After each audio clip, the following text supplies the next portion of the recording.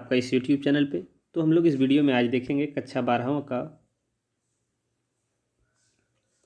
भूगोल और सेट 5 है। ठीक है, झारखंड बोर्ड द्वारा जो रिलीज़ किया गया है, JCERT द्वारा रिलीज़ किया गया है।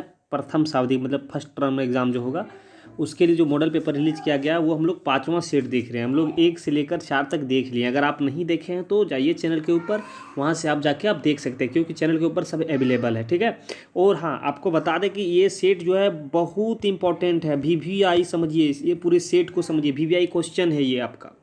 ठीक है, और ये 5 सेट मतलब कुल मिला के 40 क्वेश्चन इंटू 5। आप अगर यहाँ पे इसको गुना करते हैं तो 200 क्वेश्चन के अंदर से ही आपका 30 प्लस क्वेश्चन, वैसे तो 35 प्लस क्वेश्चन हम कहते हैं, लेकिन 30 तो फिक्स है कि 30 प्लस क्वेश्चन इसी के अंदर से आने वाला है। तो ये 200 क्वेश्चन को आप इस तरह से पढ़ जाइए कि आप परीक्षा में जो आपका समय दिया गया है 1.5 घंटा, वो आध घंटा में क्लियर कर लें। ठीक है, तो आपसे बार बार हम ये हर एक वीडियो में समझा रहे हैं कि आप मॉडल पेपर कितना इंपॉर्टेंट है। ठीक है, अगर जो बच्चे नहीं पढ़ पाए, कोरोना काल के कारण आप नहीं स्टडी कर पाए हैं, तो सिर्फ ये सेट को पढ़िए और सेट को पढ़ने के बाद ही आप 30 प्लस नंबर उठाइए, 40 में से 30। ठीक है, उससे भी ज़्यादा आप उठा सकते हैं अगर अच्छे तरीके से, अगर दिमाग रख के पढ़ लेंगे तो। ठीक है, तो आप इसको अच्छे तरीके से पढ़िए। ठीक, चलिए तो देखिए फर्स्ट क्वेश्चन हम लोग देखते हैं। फर्स्ट क्वेश्चन देखने से पहले अगर आप चैनल पे न्यू हैं तो चैनल को सब्सक्राइब कर लीजिए, साथ में बेल आइकन को दबा के रखिए ताकि आने वाली वीडियो का नोटिफिकेशन मिलेगा।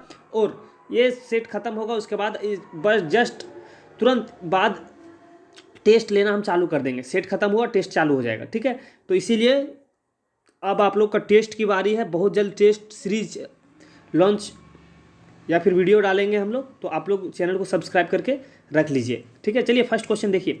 फर्स्ट क्वेश्चन दिया हुआ कि मानव भूगोल मानव समाजों और धरातल के बीच संबंधों का संश्लेषित अध्ययन है। यह परिभाषा किसने दिया है? किस विद्वान का देन है? तो ये किस विद्वान का देन है? तो ये जो देन है वो रेटजेल ने कहा है। ठीक है, निश्चयवादी की संकल्पना किसके द्वारा प्रस्तुत किया गया था? तो निश्चयवाद का जो संकल्पना है वो प्रस्तुत किया गया था, वो थे ग्रिफ्थ टेलर। ठीक है, चलिए तीसरा नंबर क्वेश्चन देखिए। तीसरा में दिया हुआ है कि जनसंख्या की दृष्टि से विश्व का दूसरा सबसे बड़ा देश कौन सा है? तो आप सभी को पता है कि दूसरा भारत है और फर्स्ट में चीन है। ठीक है ना, चलिए चौथा नंबर क्वेश्चन देखिए कि किस विद्वान ने अपने सिद्धांत 1778 में कहा था कि लोगों की संख्या खाद्य आपूर्ति की अपेक्षा अधिक तेजी से बढ़ेगी? तो किस विद्वान ने कहा है? ये जो कहा है ये थॉमस माल्थस ने कहा था। ठीक है, माल्थस ने कहा था। निम्नलिखित में से कौन सा एक विरल जनसंख्या वाला क्षेत्र नहीं है? तो विरल जनसंख्या वाला क्षेत्र जो नहीं है वह दक्षिण पूर्वी एशिया। ठीक है, पांचवा नंबर क्वेश्चन। छठा नंबर क्वेश्चन देखिए कि दिया हुआ है कि निम्नलिखित में से कौन सा एक प्रतिवर्ष कारक नहीं है? तो कौन सा एक प्रतिवर्ष कारक नहीं है? तो शैक्षणिक सुविधाएं। ठीक है, चलिए सातवां नंबर क्वेश्चन देखिए। निम्नलिखित में से किस आयु वर्ग के लोग को कार्यशील जनसंख्या कहते हैं? तो कार्यशील जनसंख्या कहते हैं 1559 वर्ग के लोगों को। ठीक है, आठवां नंबर क्वेश्चन देखिए। आठवां नंबर में देखिए भारत में साक्षरता दर निर्धारण हेतु कितने वर्ष से अधिक आयु वाले जनसंख्या को शामिल किया जाता है? तो कितने वर्ष से? तो इसमें आपका 7 वर्ष के बाद से। ठीक है, काउंटिंग कर लेता है कि साक्षरता दर क्या है, नहीं है सो। तो निम्नलिखित में से किस देश का लिंग अनुपात विश्व में सर्वाधिक है? तो लिंग अनुपात जो अधिक है वो है लेटविया, मतलब लेटविया में है। ठीक है, 10वां नंबर क्वेश्चन देखिए। 10वां में दिया हुआ है कि मानव विकास की अवधारणा किस अर्थशास्त्री द्वारा प्रस्तुत किया गया था? तो मानव विकास की अवधारणा जो प्रस्तुत किया गया था वो था डॉक्टर महबूब उल हक के द्वारा प्रस्तुत किया गया था। ठीक है, 11वां देखिए। 11वां में दिया हुआ कि 1990 ईस्वी में कौन सा संगठन मानव विकास प्रतिवेदन प्रकाशित कर रहा है? तो कौन प्रकाशित कर रहा है? तो 11वां का सही आंसर हो जाएगा आपका ऑप्शन नंबर संयुक्त राष्ट्र विकास कार्यक्रम। विश्व के किस देश द्वारा सकल राष्ट्रीय प्रसन्नता GNH को देश की प्रगति का आधारित माप घोषित किया गया है? तो 12वां का सही आंसर हो जाएगा आपका भूटान को मिला है। ठीक है, गा नंबर सही हो जाएगा। चलिए 13वां देखिए। मानव विकास प्रतिवेदन 2020 के अनुसार भारत का स्थान कौन सा है? तो कौन सा स्थान है? तो इसका स्थान है 131वां। ठीक है, चलिए 14 नंबर क्वेश्चन देखिए। इनमें कौन प्राथमिक क्रिया के अंतर्गत आते हैं? तो प्राथमिक क्रिया के अंतर्गत जो आता है वह है खनन। ठीक है। आदिकालीन निर्वाह कृषि को इंडोनेशिया में किस नाम से जाना जाता है? तो इंडोनेशिया में जो नाम से जाना जाता है वो है आपका लदांग, ठीक है। ऑप्शन नंबर गा सही हो जाएगा। चलिए 16वां नंबर क्वेश्चन को देखिए। 16वां नंबर क्वेश्चन दिया है कि कौन सी कृषि प्रणाली भारत में यूरोपीय लोगों द्वारा शुरू किया गया था? तो यूरोपीय लोगों द्वारा जो शुरू किया गया था वो था रोपण कृषि। ये भी क्वेश्चन सेट 4 में पूछा गया था, ठीक है। अंगूर की कृषि किस क्षेत्र की विशेषता है? तो अंगूर की कृषि जो है वो भूमध्य सागरीय क्षेत्र की विशेषता है, ठीक है। ऑप्शन नंबर खा सही हो जाएगा। कौन सा देश पुष्प उत्पादन में विशिष्टीकरण रखता है?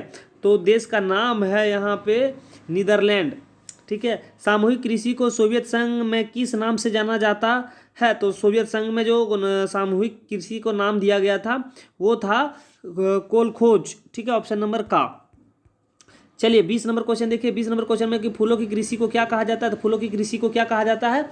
तो कहा जाता है फूलों की कृषि को, हाँ, फ्लोरिकल्चर, ठीक है। आखिरी नंबर देखिएगा, निम्नलिखित में से कौन रोपण फसल नहीं है? तो रोपण फसल नहीं है तो सही आंसर हो जाएगा गेहूं, रोपण फसल नहीं है, ठीक है। निम्नलिखित में से कौन एकल कृषि नहीं है? तो एकल कृषि नहीं है वो है मिश्रित कृषि, ठीक। विनिर्माण का शब्द का अर्थ है, विनिर्माण शब्द का अर्थ है 23 नंबर क्वेश्चन देखिए कि 23 नंबर क्वेश्चन का सही आंसर हो जाएगा हाथ से रोपना, ठीक है।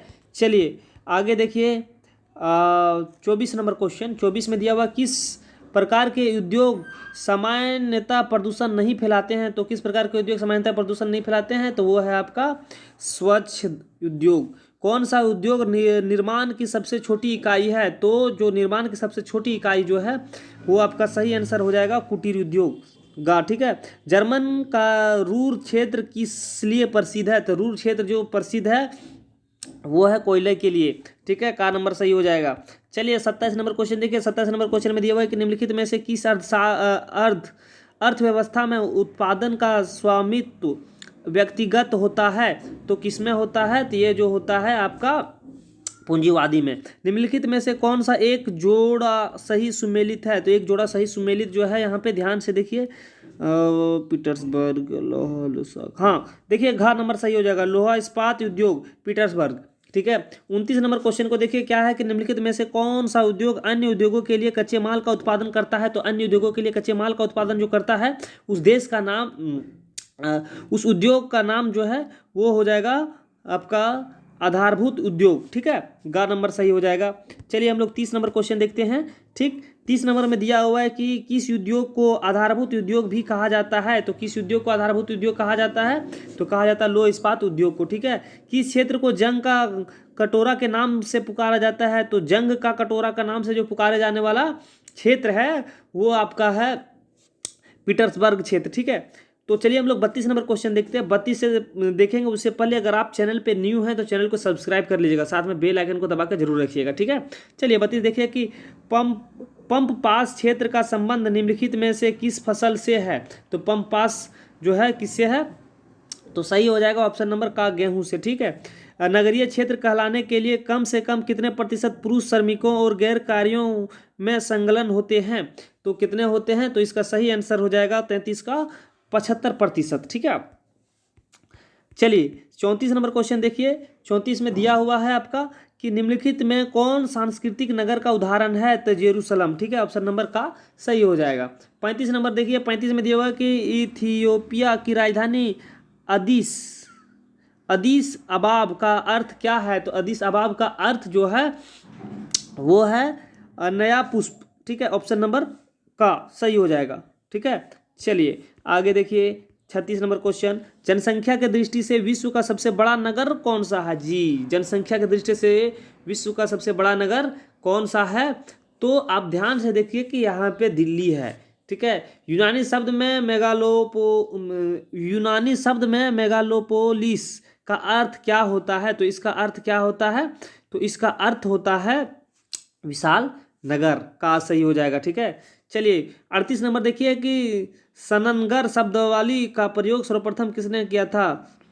तो किसने किया था? तो ये जो किया था वो किया था ग्रिफिथ टेलर ने, ठीक है। 39 नंबर क्वेश्चन को देखिए, 39 में दिया हुआ है कि निम्नलिखित में से कौन सी आर्थिक क्रिया ग्रामीण बस्तियों की मुख्य आर्थिक क्रिया है, तो कौन सी है, तो 39 का सही आंसर हो जाएगा ऑप्शन नंबर का। मिलियन सिटी के लिए कितनी जनसंख्या होती है, तो मिलियन सिटी के लिए जो जनसंख्या होती है वो है आपका 10 लाख से अधिक, ठीक है। तो हम लोग 1 से लेकर 40 तक हम लोग देख रहे हैं, ठीक है। अगर आप सेट 1 सेट 2 सेट 3 नहीं देखे हैं और सेट 4 नहीं देखे तो चैनल के ऊपर है वीडियो, आप वहाँ से जाके देख सकते हैं, ठीक है। वीडियो हो रहा है लंबा, वीडियो को करते हैं अंत। उससे पहले अगर चैनल पे आप न्यू हैं तो चैनल को सब्सक्राइब कर लीजिए, साथ में बेल आइकन को जरूर दबा दीजिएगा। और हाँ, एक छोटा सा रिक्वेस्ट है कि आप वीडियो को दोस्तों के पास जरूर शेयर कर दीजिएगा। जय हिंद।